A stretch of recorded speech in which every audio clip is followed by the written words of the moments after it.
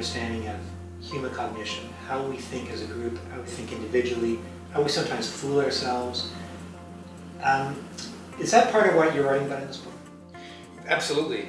So my first book was really about solutions. Kick the Fossil Fuel Habit was sort of a shiny house on the hill that we may go to. It is possible to get ourselves off of fossil fuels. But what I became much more interested in over the last few years is why we weren't really going to that house on the hill. What are the blocks? What are the institutional barriers, the psychological barriers? What are the rules of the game that lurk beneath the surface that lock us into inaction? And certainly one of those pieces is psychology. And it sort of really calls the siren song of denial. But more pernicious, I think, is a passive denial, where we accept the science, we accept the numbers, and we're heading for 6 degrees, carbon counts are rising, and so on, yet we act every day as if it weren't true, that we're really not alarmed. I mean, we're facing an existential crisis for our global civilization, and we sort of keep ignoring it. And that, to me, is a very interesting question. And if we can find out why, then we may be able to unlock the gates to our mind. Yeah, it's fair to say you're a believer that markets are a big part of the solution, that market pricing, putting a pricing on carbon pollution. Why is that? Well, I actually think that the market, which includes all of us, right? It includes all the transactions we make every day, all the choices we make. So it includes human behavior. That's why it's so interesting. The market is the most creative social tool in human history.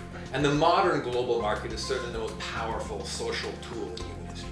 And left to its own devices, it will burn every economically viable piece of coal in the ground, and it will take us right off the carbon cliff. So the challenge is, well, how do we trick the market?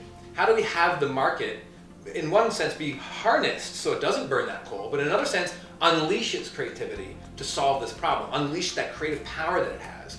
And so that's a balance.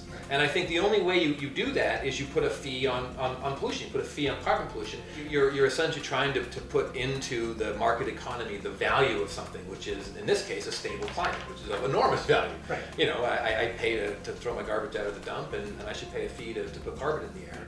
So the collective action problem is really where there's not really anybody's advantage to go first. Right? That you can wait for others to go first, there's no real harm to you. Okay. There's an enormous influence that the first mover has. So whether it's the United States putting a fee or a cap on carbon from its coal plants, it now has the moral authority, it set an example and so on.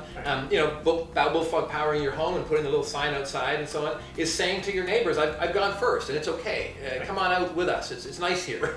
So it's really a way of exerting what capacity you have to solve the collective problem by demonstrating a first mover position. And it's enormously powerful, it's very effective.